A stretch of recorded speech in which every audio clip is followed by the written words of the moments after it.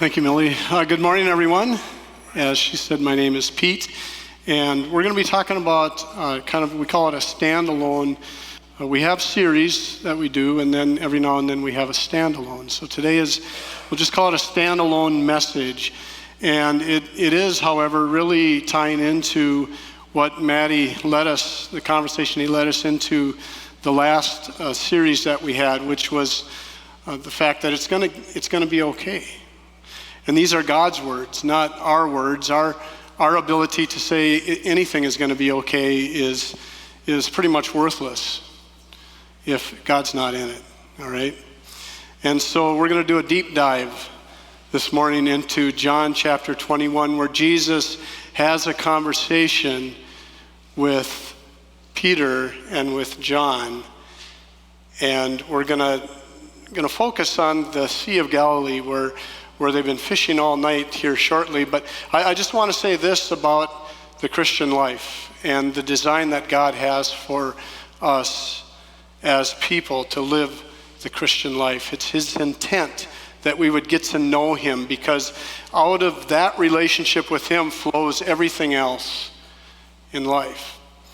And when we define ourselves, not by what we do, but by who we are, then we begin to understand that this really does make sense. So, for example, if I define myself as Pete the electrician, or the plumber, or the farmer, or Susie the stay-at-home mom, or the engineer, or the receptionist, or whatever those things are, they're helpful in one sense to help us understand what people do, but they're not getting at the heart of who we are. And so if we began instead to say, well, I'm a follower of Jesus Christ who happens to be that plumber, who happens to be that electrician, who happens to be that stay-at-home mom, then we're getting to the heart and the core of what really matters in life. And so often, and all too often, I believe that people, when they think of church and the experience of church, and it means going to church, it means going someplace, and it is sort of an addendum. It becomes an addendum to their daily lives. I have my life that I live, and then I have my church life. And it's so opposite. It is so opposite, and people settle for so little when it comes to a relationship with God. And so just as Millie already shared, we desire, because God desires for us to have breakthroughs in our lives. Those things that we've been praying for, that are hoping that would change, and there seemingly is no change. It's recognizing that yet we put our trust in Him. It's in His timing for these things. So I invite you to look at John chapter 21 with me. But before we do, we're going to talk about a variety of things this morning, but the main focus is really on Jesus' words that say, "Follow me." So keep that in your mind, in your heart. Follow me is what He's saying.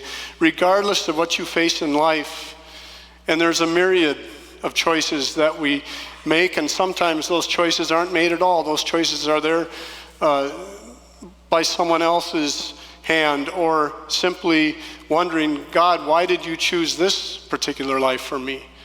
And He's saying, don't worry about it. Follow me. And these kinds of things are done in community. We talk about love God and love people here often. It's more than just a slogan. In fact, it's this much of a slogan. It has every bit to do with a way of life and God's design for us. So in Proverbs chapter 27, we read this: "As iron sharpens iron, so a friend sharpens a friend." We're talking about the importance of doing life together here this morning. We're talking about mentoring or being mentored. Jesus was the absolute greatest mentor of all time, and there was reasons for that. Of course, this is God's Son, right? How could He not be? But yet He gives us a wonderful example of what it means to be in relationship with each other. And so here's the scene. Jesus arrives on the scene right about the break of dawn, and we're on the Sea of Galilee. Now remember, keep in mind, Jesus has resurrected, and he has already appeared to his disciples a couple times. And so the disciples are out in the boat. Not all of them. There's about 7 of them out there, and they're fishing about 100 yards out in the Sea of Galilee, and they've caught nothing. And so Jesus hollers from the shore. He says, "So have you caught anything? How's the fishing?" You know, I just love that. Here's the Son of God asking, "How's the fishing going?" And they say, "No, we haven't. We're skunked. We haven't gotten anything." And he hollered. He said, "Try on the other side." This was once before this happened too. And so without hesitation, and here's the funny thing about it, in this 21st chapter of John, it talks about how they knew it was Jesus, and yet nobody dared ask, "Are you Jesus?" It's really pretty funny. But so they cast the nets on the other side, and they bring in all kinds of fish. They can't even hold the net together. And then John says it's Jesus. And then so Peter, he dives in and he swims to shore, and they have breakfast together. Jesus, over an open fire, over a charcoal fire, Jesus has already cooked fish for them. Isn't that beautiful? Can you imagine being in that position, being in that situation, communing with God himself? And so they finished having breakfast together, and we're going to pick it up at John chapter 21, beginning at verse 15. And here's what it says. After breakfast, Jesus asked Simon Peter, "Simon, son of John, do you love me more than these?" "Yes, Lord," Peter replied. "You know I love you." "Then feed my lambs," Jesus told him.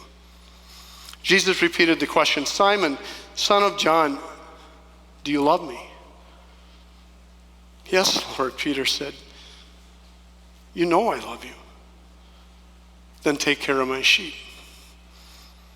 A third time he asked, "Simon, son of John, do you love me?" Peter was hurt that Jesus asked the question a third time, and he asked, "Lord, you know everything. You know that I love you." Jesus said, "Then feed my sheep." I tell you the truth, when you were young, you were able to do as you liked. You dressed yourself and went wherever you wanted to go. But when you are old, you will stretch out your hands, and others will dress you and take you where you don't want to go. Jesus said this to let him know by what kind of death he would glorify God. Then Jesus told him, "Follow me." This life that we live, we call it the Christian life. We call it being a follower of Jesus. It truly is a process.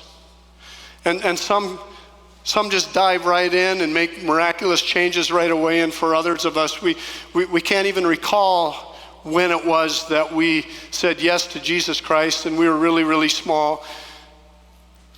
That's the beauty of it, is there's so many different ways in which God touches the human heart.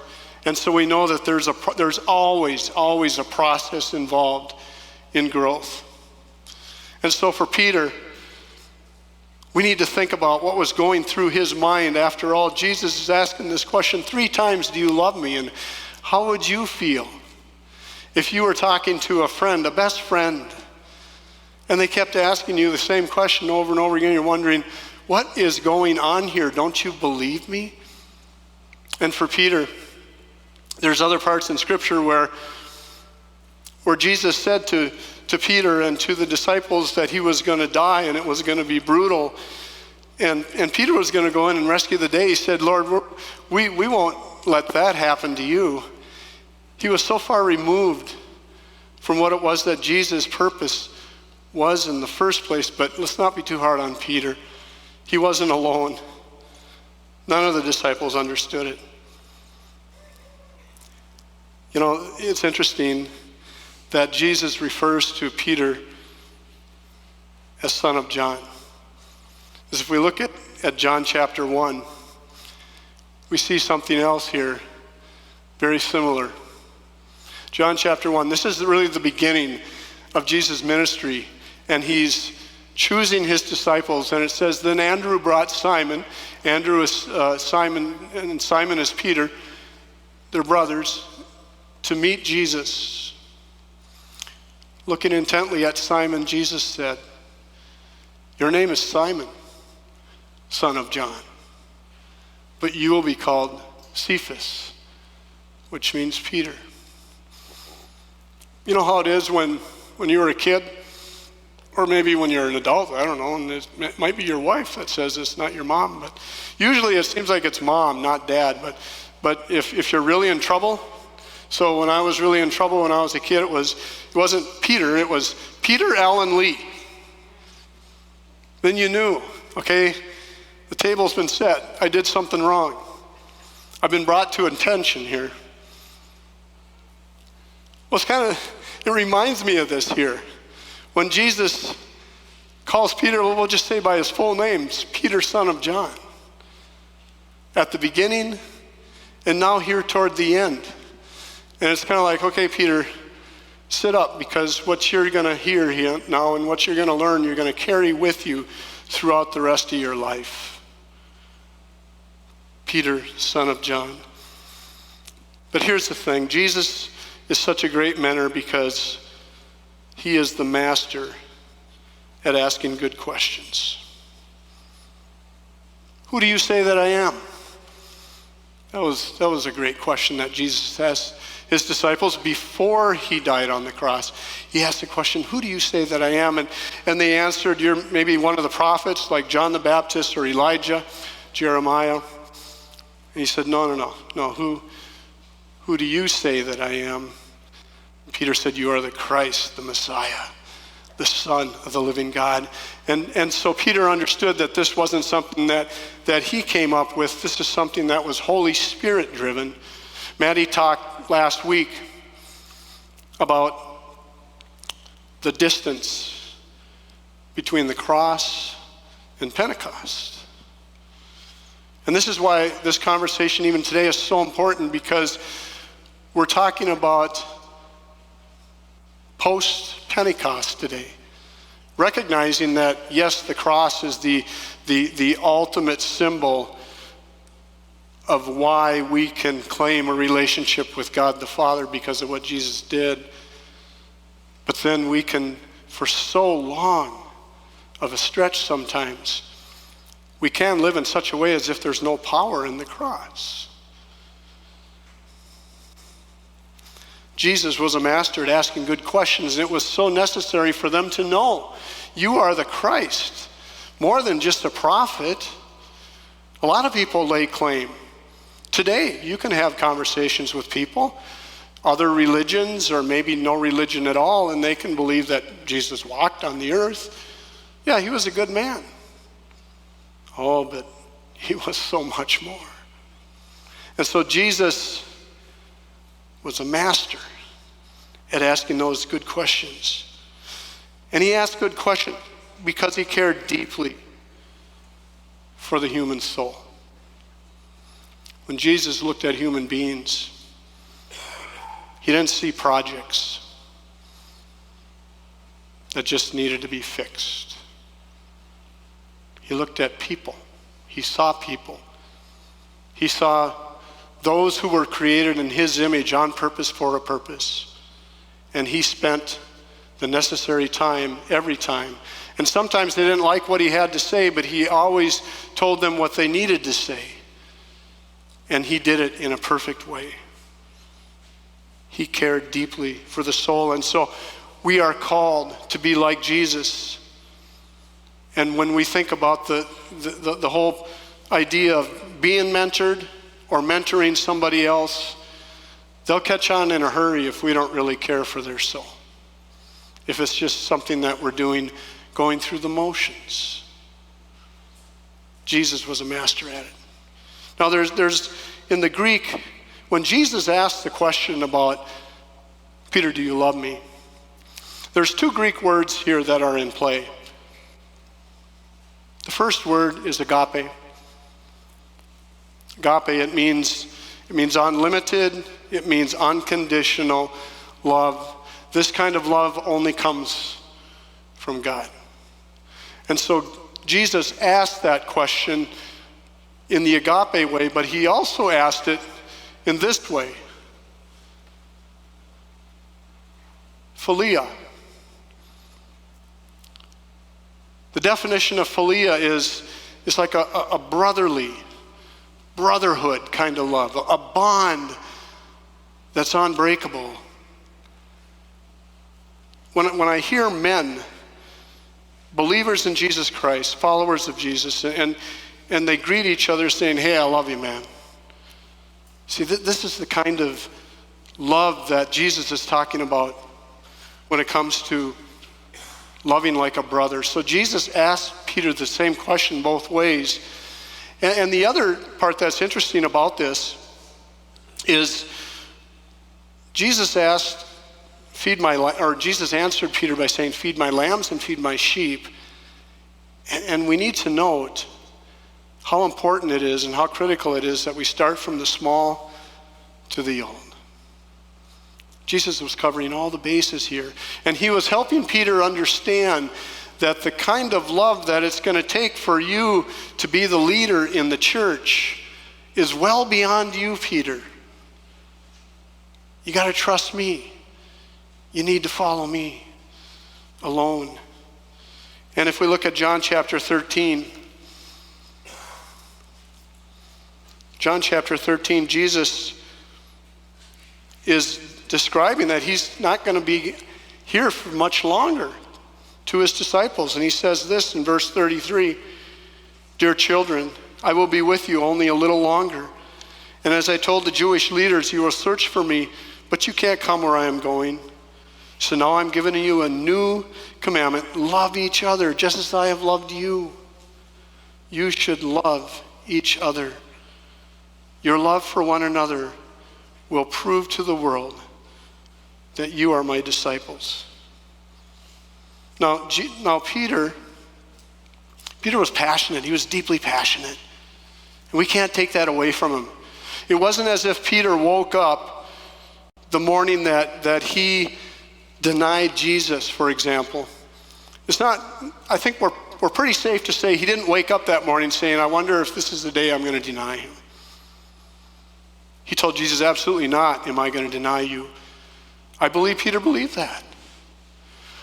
But Peter needed to learn something, just like we need to learn something when it comes to spiritual things. Peter needed to die. I'm not talking about a physical death. I'm talking about a spiritual death. Turn back to John chapter 12. John chapter 12, Jesus is describing the death by which he is going to die, but there's a correlation here for us in these words. Here's what it says in verse 23 of John 12. Jesus replied, "Now the time has come for the Son of Man to enter into his glory.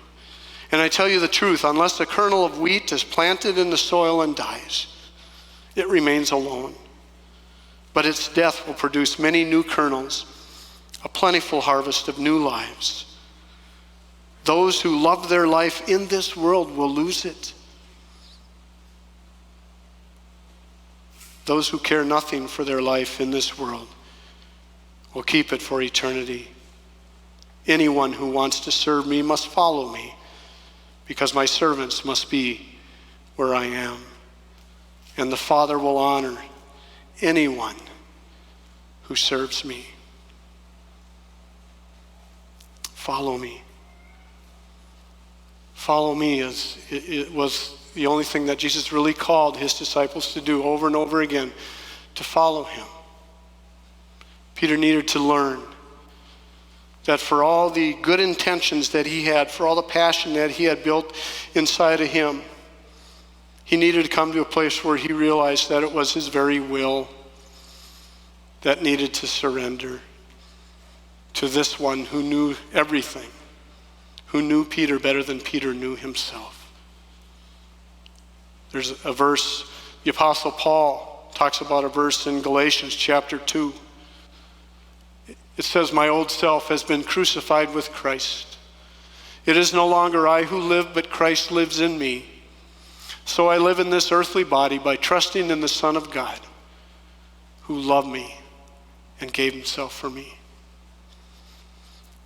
See, the deal is, the thing is, living the Christian life is not something that God designed to be easy. Now, nor did he design us to carry our burdens, you see.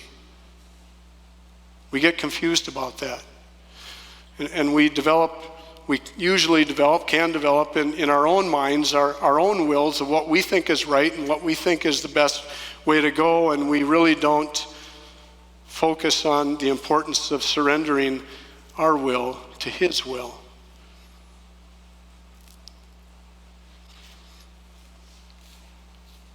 As much as Peter loved Jesus, he still needed to really learn that truth about surrender and how important it is. And here's the final note. A friend tells a friend the truth.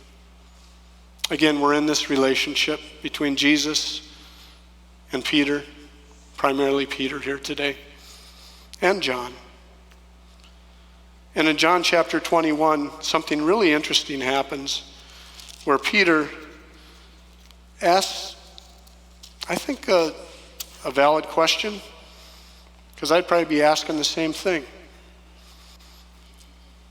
So we're back eating breakfast, done with breakfast, and Peter turns and he sees behind them the disciple Jesus loved. Remember, Jesus has asked Peter these successive questions: do you love me? Do you love me? The one who had leaned over to Jesus during supper, they're talking about the Last Supper that they shared together. Talking about John here. And John said, Lord, who will betray you? And Peter asked Jesus, that guy over there, my fishing partner, what about him? Jesus replied, if I want him to remain alive until I return, what is that to you? As for you, follow me. Jesus had just described to Peter, this is the kind of life that you're going to experience and the way in which you're going to die. It's not going to be by your choice. Jesus didn't say anything about John's death. What if I choose for him to remain until I return? Peter, what is that to you? Just follow me. Jesus was the ultimate realist. How many of you have told your kids, or you grew up with the adage, life isn't fair? I don't see very many hands. I'm surprised. It's true, life isn't fair. And the sooner we understand that, the sooner we wrap our heads around that, the better off we are. Life isn't fair. There's nothing fair about life. We try to make life fair in certain ways. When we play sports, for example, we apportion it off in such a way that each team has but we're talking about real life experience here, aren't we? And the opportunity that we have to compare ourselves against somebody else, it's there all the time. And so not just when we're young, but when we're older, and we look around, and nobody's immune to this temptation. I can be a follower of Jesus for years and years and years, and I can still fall into that temptation of comparing myself against somebody else. What about him, Lord? What is that to you? Don't worry about him. Don't worry about her. You know what? Just follow me. When I was in seminary, I was on the Greek track. 2 years of Greek I had to take, and I barely made it, let me tell you. I mean, I earned my B's, okay? And I saw this group of guys over here, these people over here, men and women, and man, they just gobbled that stuff up like it was candy, and it didn't seem like they had to put any effort in it at all, and I'm sure that's not true. But from my perspective, it was.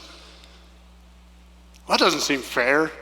That wasn't really It wasn't that I was jealous about that. It was just that I thought, man, I wish I could grasp those languages just like they can, and how nice that would be to be able to explain it. And so if I were to say to Jesus, what about that guy over there that knows Greek and Hebrew upside down and inside out? And what's Jesus' response going to be to me? What is that to you? Don't worry about it. Just follow me. I don't know what it is in your life that you are tempted to compare to another believer or to somebody else who maybe has more money, and it seems like you work for your money harder than they work for theirs. Or you've had tragedy in your life. And you look around and you see families that are virtually untouched by tragedy, and you don't wish tragedy on somebody else, but you say to yourself, Lord, I don't understand. Why does this keep happening to me? And when Jesus said, what is that to you? I don't believe that he said it in a tone that, come on, buck up, shape up, Peter. I don't believe that at all. I believe Jesus with deep compassion said, Peter, what is that to you? Don't worry about it. Just follow me.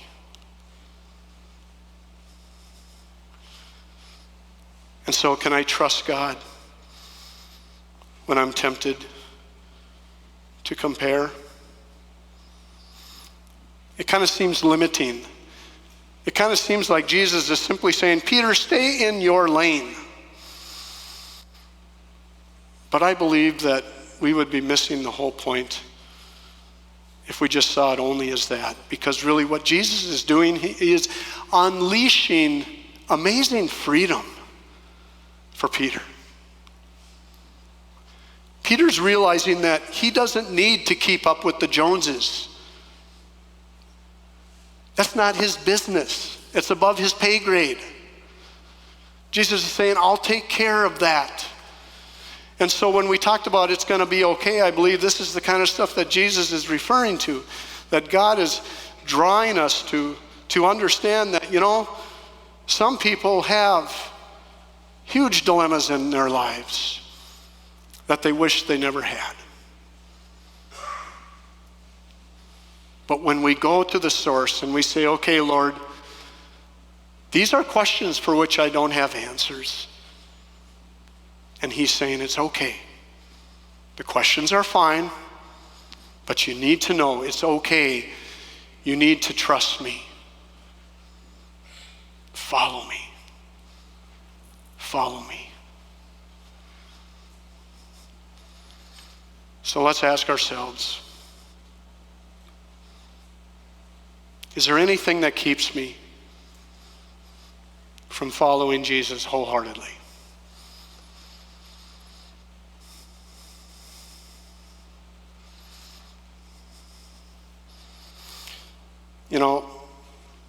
We've been talking a little bit about mentors this morning. Maybe that's something that's missing. Maybe that's something that is keeping me from following Jesus wholeheartedly. Maybe I need that person in my life to ask the hard questions, to ask the good questions. Or maybe I've actually experienced quite a bit in my life and I need to pour into the life of somebody else, and so maybe I need to be mentoring somebody else. Or maybe like Peter, you struggled for quite a while now on this whole comparison game and wishing that things were just a little bit different, and if they were after all, then I'd really be doing it right. And Jesus simply says, just like he said to Peter, what is that to you? Don't worry, just follow me. In John 10:10, it says that the evil one, the devil, Satan, he is out to only steal, kill, and destroy.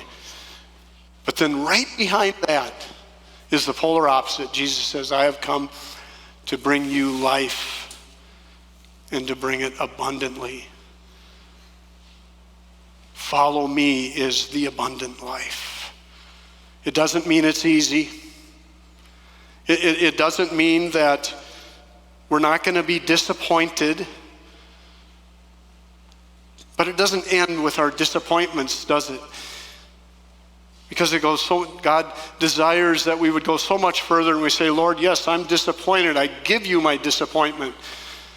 He's a big God. He can take it. And he continues to say, don't worry about anybody else.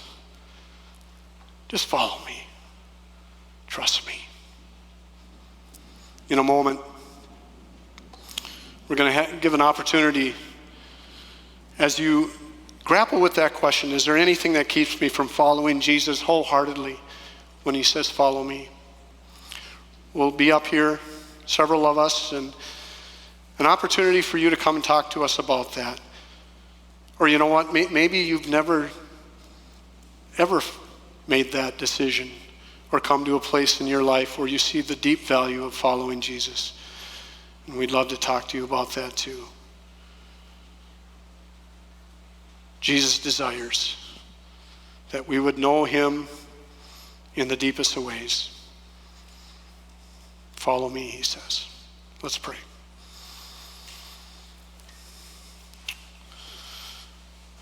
Lord, thank you.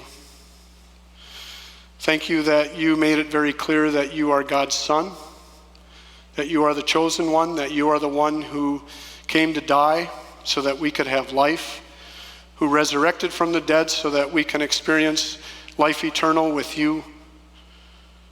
And Lord, as we grapple with our own thoughts and with the things that tie us up, that act as roadblocks when it comes to wholeheartedly seeking after you, Lord, will you help us?